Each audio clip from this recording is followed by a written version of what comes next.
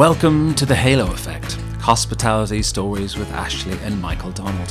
Hospitality isn't just our profession, it's our passion. With decades of experience and countless stories to share, we've navigated the highs and lows of this dynamic industry, not just as professionals, but as a husband and wife team tackling the challenges of business and life together.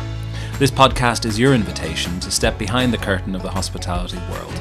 We'll share real experiences, lessons learned, and the moments that have shaped our journey, offering inspiration and insights for anyone walking a similar path. Whether you're just starting out or have years under your belt, we're here to remind you that every challenge is an opportunity and every story has the power to inspire.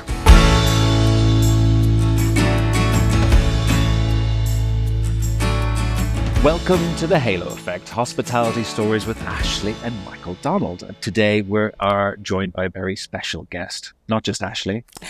We've got Naureen Ahmed with us today. Welcome, Naureen. Thank you so much for having me. So we're delighted to have Naureen Ahmed, who is the founder of Inspiring Women in Hospitality, a vibrant community which I'm delighted to be part of myself, which is dedicated to amplifying the voices of women across the hospitality industry, as well as her engaged community, which offers regular events, mentorship, and monthly member meetings. Naureen has nearly 200 podcast interviews showcasing diverse career journeys from revenue managers to entrepreneurs. Naureen has created this platform to inspire, connect, and empower women in hospitality. And her mission stems from her own career, starting in F&B and evolving into various leadership roles, where she's recognized the need for greater representation and mentorship. And through storytelling and community building, Inspiring Women in Hospitality celebrates achievements, addresses challenges, and champions diversity and inclusion in the industry. Wow, thank you so much for joining us, Naureen. One of the things that you sort of mentioned as the reasons of setting up the community was to kind of identify inspirations. So now that you've interviewed, I think, nearly 200 inspirational women and run all these workshops, how has that changed? How do you now have particular inspirations within the community, and maybe more specifically, are there any in particular that have stood out for you? So I think what's interesting for me is, as I sort of began my journey of inspiring women in hospitality, I did not start it with any sort of intention or set end goal in mind.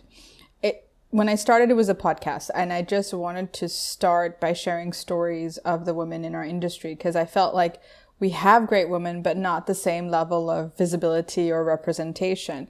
So I went out on this journey to discover, do we not have enough women in leadership positions, or do we just not have the same level of visibility? The answer is it's a little bit of both. So creating the platform was a way of creating those opportunities for these voices to be heard. And for me, it was important that no matter where you are in your journey or who you are, you don't have to be the most senior person in the room to be able to be on my podcast. I think everyone has the capacity to be inspirational. You just need someone to believe in you. And then from there, it's just been very organic. When I left my corporate career about 2.5 years ago, at first I had no clue what I wanted to do. I just knew I needed a break. We were coming out of COVID, so I just needed some time out. And then I was like, okay, turning 40 was like, okay, so I gifted myself what I call my gap year in my 40s, but wanting to do it with a little bit more purpose than if I had done it in my 20s when I would have just wanted to have fun. And I was like, how can I leverage this global community or this global network that I have built and leverage that to amplify or elevate the conversation around gender balance? So that's when I started organizing these roundtables, just inviting people that I knew and just get us together. And it was often the first time we were getting together for any kind of sort of structured conversation about our experiences in hospitality in a women-only space. And often it was like a big group therapy session.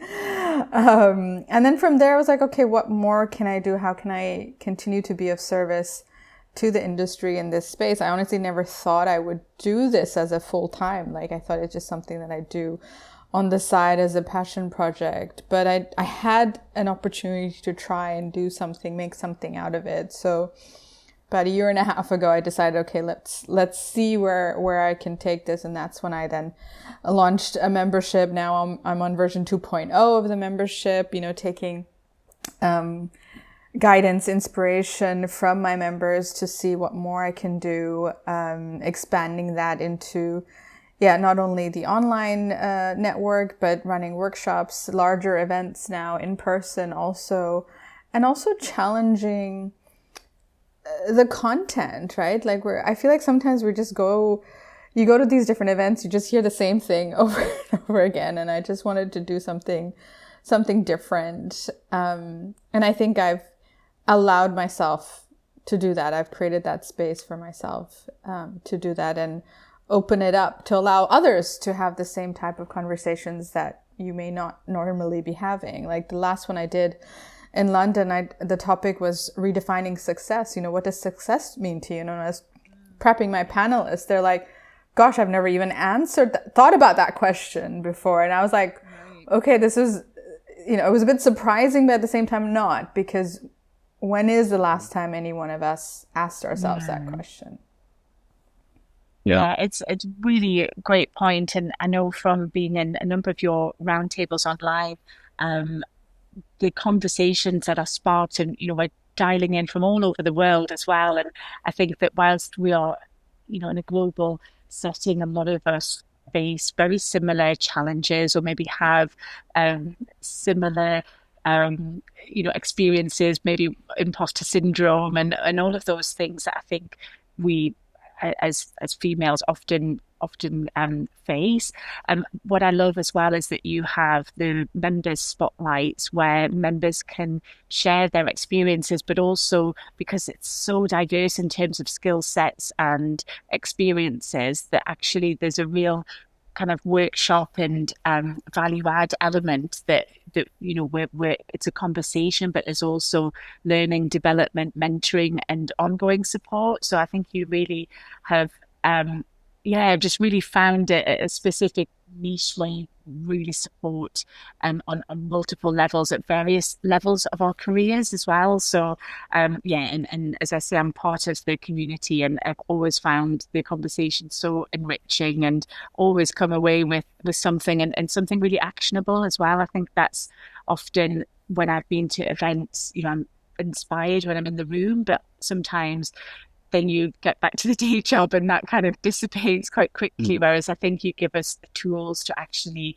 implement and make real change. So yes, I'm very grateful for that. Thank you. You talk about the sort of reflecting on goals and what success is. I know that recently you've been recording a sort of almost, I suppose, like a mini series within your series of podcasts where you reflect just on your own journey, which I thought was really, really interesting. What have you've obviously learned a lot because you do that all the time, but how have you found that process of actually going through your story? Yeah, I think that was one of the commitments I made to myself last year, is that I'm going to put myself out there more. I was very good at interviewing other women and sharing their stories, but I made my 2024 goals was to make myself more visible. And so for a long time, and then I kind of challenged myself. For a long time, I thought my podcast had to be exactly the same format. Like I can't deviate from that. But what I've also learned from podcasting is like there's any format goes, anything goes, like you can really do what you want with it. So I thought, why don't I now start using this platform as well to share my own journeys? But I kind of try to theme it across different topics. Like Ashley was saying, like I want to be able to impart the knowledge, like some really tangible how, right? That you can then implement into whatever role or career that you're doing at that point. So, visibility is one that I really go on and about a lot. And I think there's two elements. One is the internal visibility and network that you need to do if you're, still in a corporate role.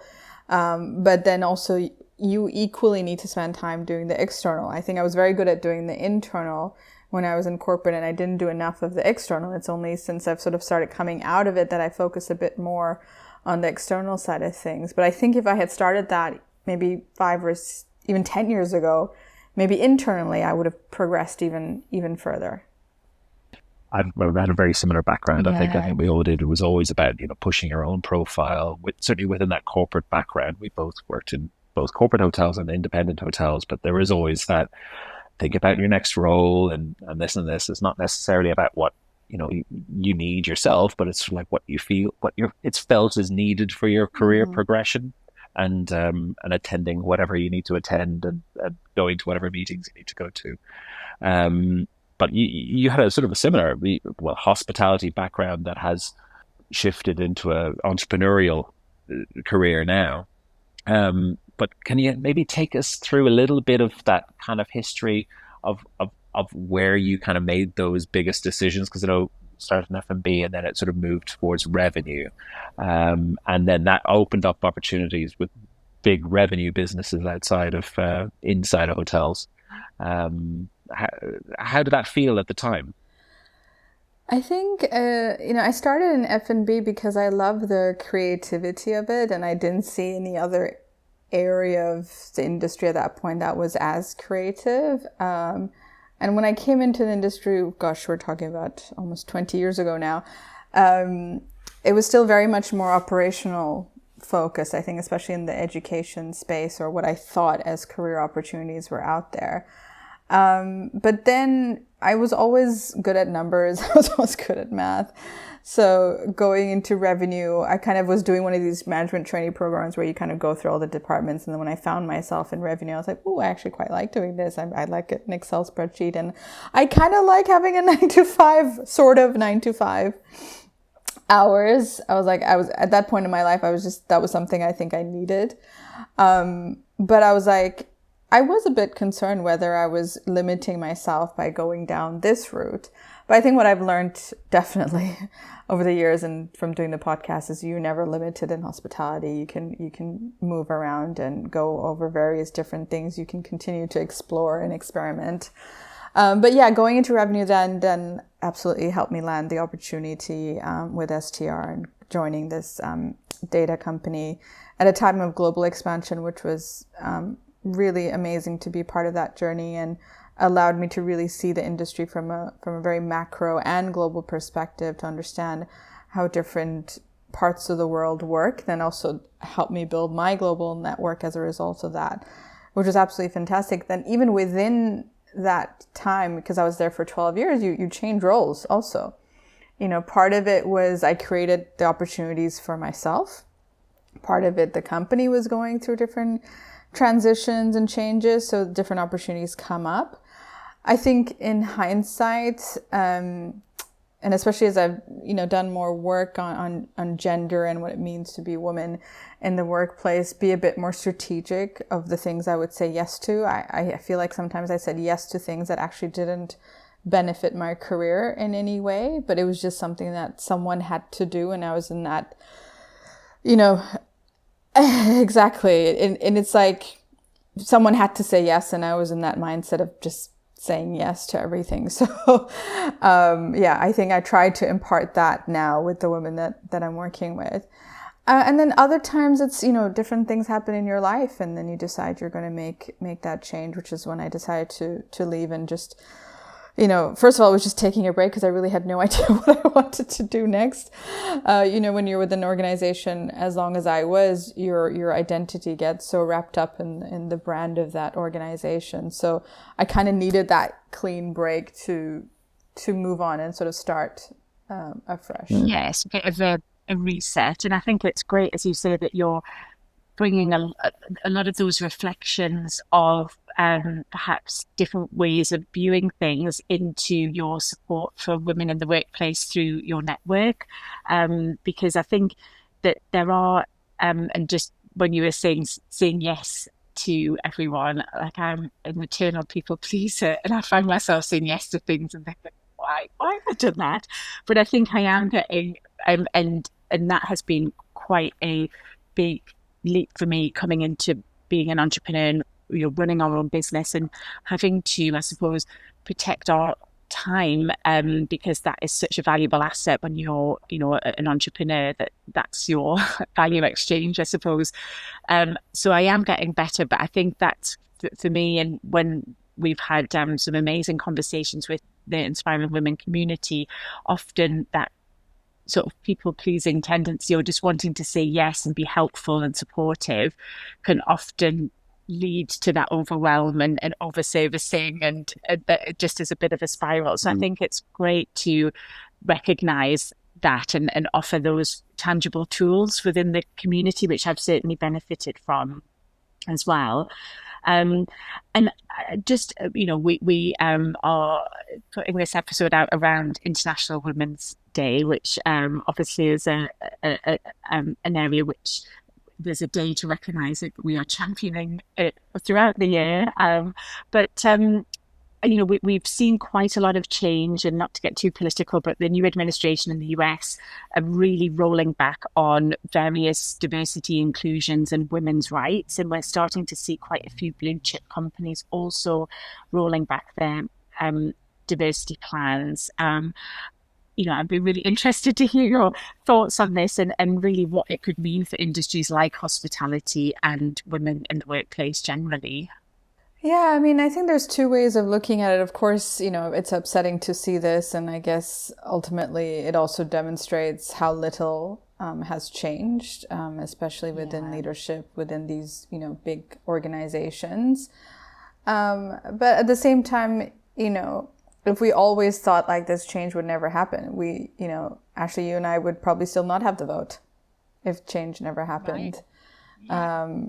If for argument's sake, you could say, the political landscape worked perfectly fine without women having the vote, right? But it's not about that, right? It's about, not only just doing what's morally right, but the reason why you want to have diversity, or you want to have different opinions around the table, is because it does allow for more innovation. It then allows for diversity of thought. It allows for people to look at things differently, because if you've got a board of directors that's all exactly the same, that leads to homogeneous thinking. It's not just about suddenly replacing all the men with the women. That's definitely not the case. It's about having balance and having a mix. You do hear, of course, of what you're hearing from the US, but on the other hand, recently the Hong Kong Stock Exchange made an announcement that I think as of, is it this year? I think it's this year, or at least in the next 5 years, that all boards have to have 50-50 representation. So, whilst there are stories coming from different parts of the world, there will be others who choose not to follow, what's happening there. Of course, it will have an impact in other areas, but we can also make our own choices to do what's right for us and living by our own, values and, moral compass and things like that. I also see it, as an opportunity. That means we are having more of these kind of conversations. It means, there's opportunities for someone like me to be able to offer different kinds of services. If your own organization perhaps is pulling back, you're looking for a community of like-minded individuals who want to make a difference and who want to make an impact. So I think everything obviously comes, you can look at it negatively if you want to, but on the other hand, how can we perhaps reframe the conversation, look at it differently, and how do we move forward? Maybe, yes, it may be a bit more of a struggle, but it doesn't mean we completely stop having those conversations. Opportunities in the chaos of it all, I suppose. Particularly for hospitality, what would be your best pieces of advice to get the most out of their diversity programs? You talk about the innovation, you talk about that, and the benefits of having a more diverse workplace. What would you recommend? What should businesses be looking at? I mean, I think, the good thing about hospitality, perhaps compared to other industries, is that we do have quite a diverse workforce already.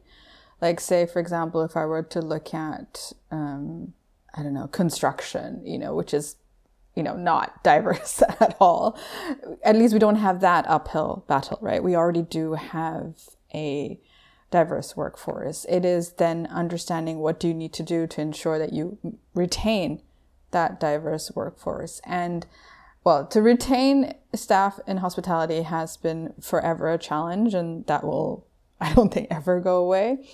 But I think it goes back to creating those environments where you're making it as inclusive as possible. And what does that mean? That you're listening to your employees. I think if we just take an operational business, as an example, we get so caught up in the day-to-day of just running the business, just taking care of the guest in front of you. But more and more I've been speaking to people who are like, no, we need to start with the employees first, not the customer first. Because if you start with the employees first and you look after their well-being and their welfare, and they feel like they're being listened to and heard, they're happier, and that means they will then deliver better customer service. Because what ends up happening, I mean, I've experienced this myself. Like, if I had a shit day with my boss, then I'm going to have a shit experience with my customer on the other line, right? But if I have a good experience in my workplace, then I'm going to deliver a good service also. So I think if we can start flipping the narrative of like this old mindset of like the customer is king type of thing. No, we need to start thinking about the employee is the one that we need to focus on. And then that will make sure that you have that retention, and then that delivers better quality. And I think the whole point with diversity is like, take care of the people that you've already got in place. I think a lot of companies focus on the recruitment side of things because I find that's like an easy fix. But let's look internally first and see what's happening there. Yeah, no, hospitality is one of the worst retention rates, I think, doesn't it, for their employees. One of the things that I think is going to be a challenge this year, more slightly political, but with the new budget and the new NI rates and thresholds, we're seeing the cost of employing part-timers. A higher percentage of those are going to be women, although I think the needle is moving a little bit. But people working part-time, potentially more affected by these threshold changes, because it is now going to be slightly more expensive than full-time. So I know retail is talking about it as well, but retail and hospitality are going to be affected more by these changes than any other. Those entry-level positions are so crucial to the industry. And you talk about it, not just in hospitality, but also for people's careers. They're great entry points to learn about the workplace and then find what they want to actually achieve later in their career as well. But those and I think, hotels just are so speaking crucial. now, I think we've all had mentioned Naureen, working in F&B because it was creative. I also started, in my teenage years working in a bar and restaurant, and even waiting tables, and I had to be really organized, remembering at what stage all the tables were. It built social skills. It was really character building, and you take every job, particularly those kind of initial operations jobs, into, I think, whatever career you progress into. And I find very often in the marketing and PR projects that I'm working on, I can be very mindful and sort of empathetic of what campaigns and promotions will have an impact on housekeeping, on F&B, on reception. So I think it's so crucial that we nurture those early careers and welcome people into the industry as much as we can, and build and support them as they grow throughout their career. So I think it'd be interesting to see. But I think this is, again, coming back to why these conversations and, I suppose driving those conversations and continuing to be visible with the challenges and opportunities that the industry, has really. Well, one of the things that is crucial at that stage is that sort of mentorship level. And you've talked a little bit already about who you're mentoring at the moment. But mentorship, really, we don't really call it mentorship. When right at the beginning, it's kind of just learning how to work, isn't it? But that mentorship stage there's so much that mentees can learn as well as mentors. How do you see mentorship as being its place in hospitality and those kind of early roles? I think mentorship plays an important role in those early roles. I agree. And like you're saying, it's learning from one another. It's when you start then going up further into the industry, and you kind of start going further up and into those rooms where financial decisions are being made, whether it's by owners, investors, real estate. That's where it's getting even more sparse in terms of the representation. And in that situation, what we need to shift from it's not just mentorship, we now need to start talking about sponsorship. because sponsorship is where you're then making sure that you are really invested in someone else's career and making sure that they're moving up either with you, or you're definitely pulling them up with you, or making sure that you're creating those opportunities, maybe even eventually at the same level as you, but maybe just at a different organization. It doesn't necessarily have to be within the same organization. It's industry wide. I think mentorship is more, I would say, that sort of that learning, really that development phase. But if we're really going to start making a difference in leadership, or making a difference in where, decisions are being made, financial decisions are being made, that's when the sponsorship element starts coming in, because then you have a greater investment in someone's career to succeed, and that you actually want to then make a difference in those rooms. How does sponsorship kind of work maybe within a hospitality background? Are we talking about paying for courses, for university courses, or qualifications, or you're talking about like a financial investment No, of some it sort? shouldn't be a financial investment. It's like taking networking to the next level. I would probably look at it that way and say like, okay, I've heard about this role within this organization. I'm going to definitely make sure that I recommend Naureen for that position. And you make a real conscious effort to reach out to your friend at that organization and say, put Naureen forward for that role. Mm-hmm. Not just like hand over the CV. Active vouching for someone rather than just saying you should consider doing this. Yeah. And then it all goes back on that person to actually make it happen. Yeah.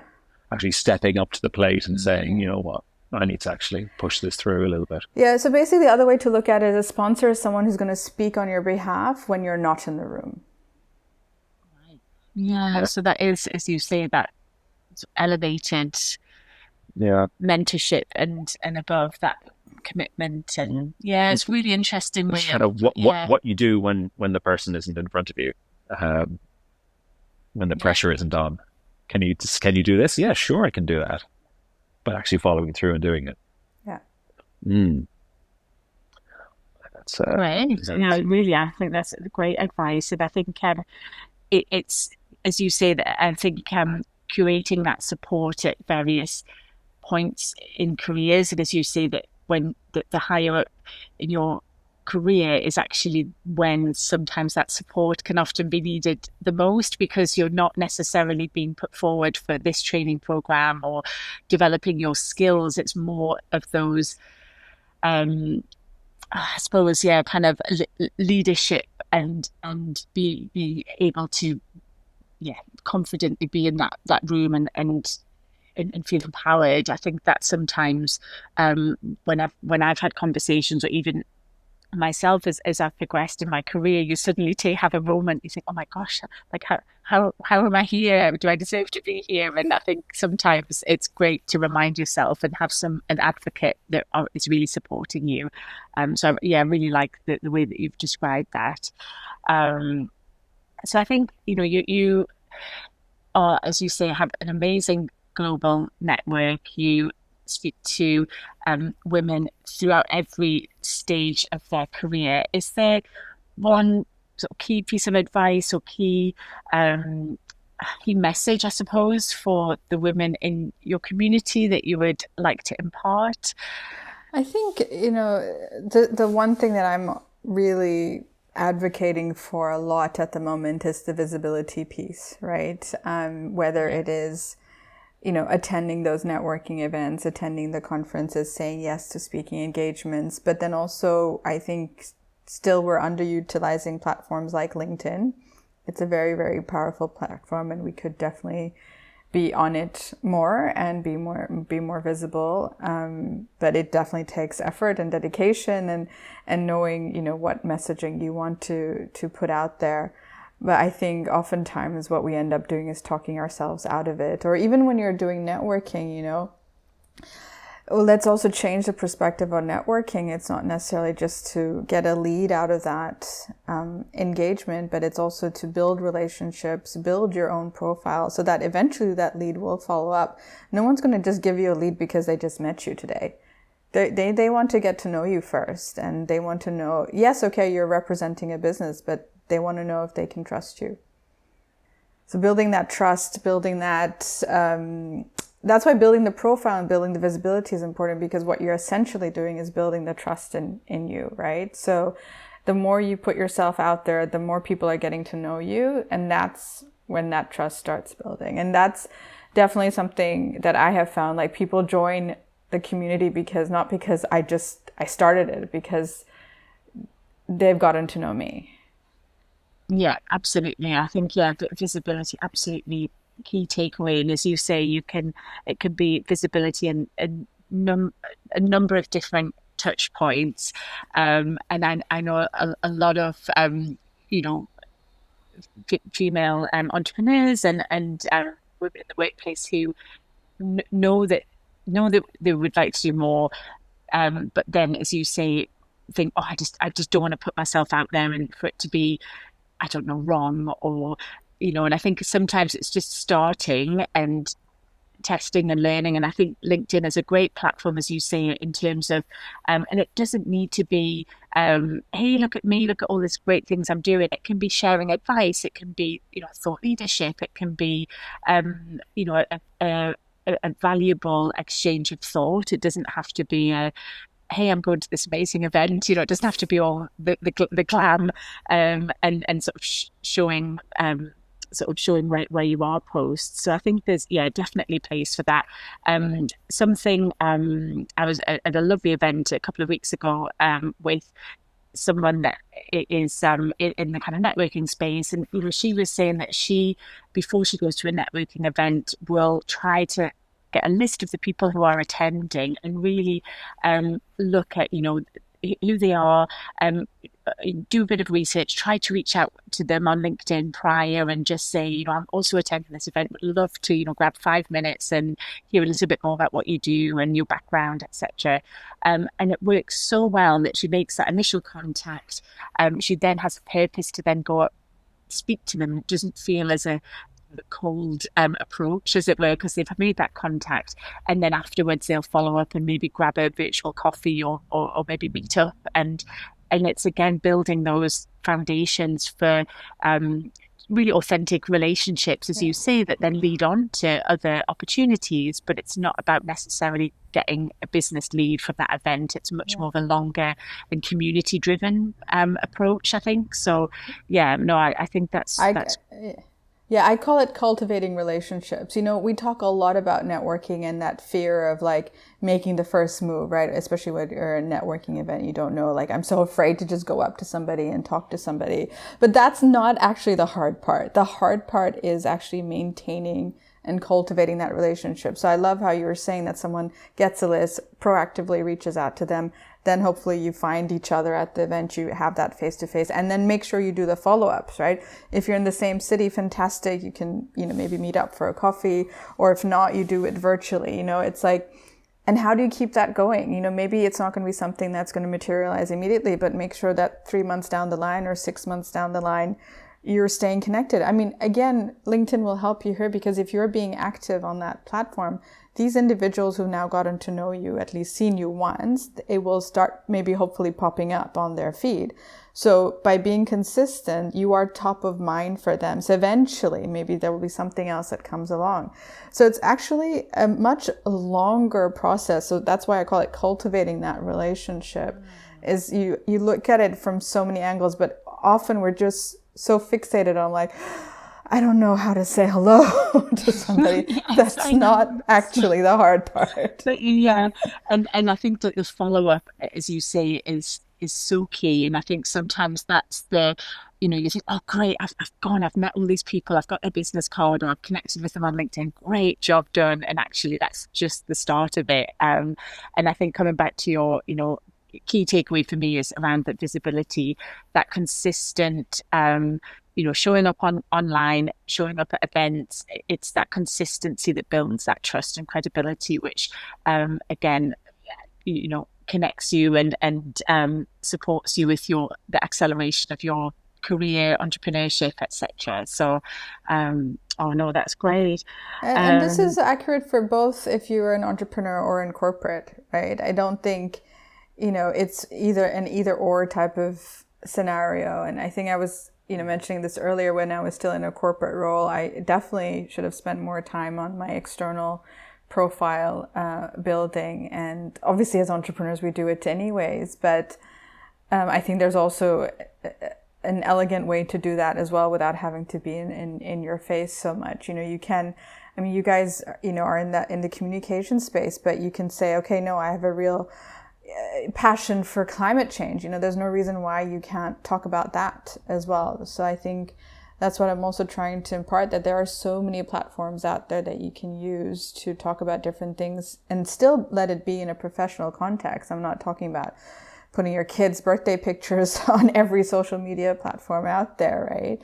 But how can you still impart part of yourself, and what are the things that interest you, and get to be known as sort of a subject matter expert in that field?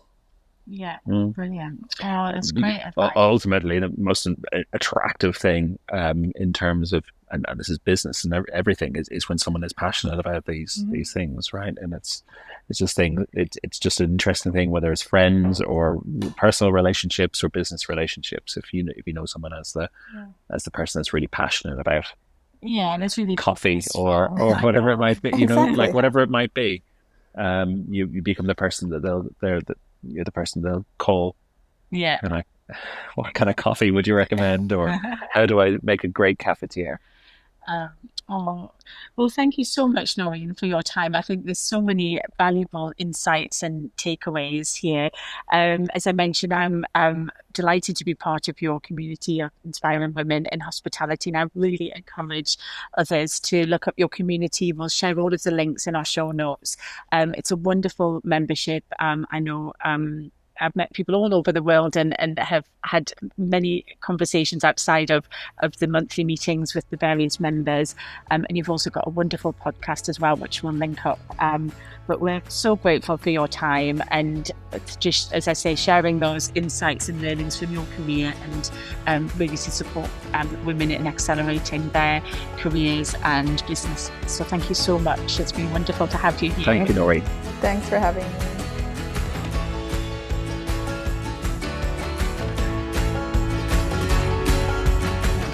Thank you for listening to The Halo Effect, Hospitality Stories with Ashley and Michael Donald.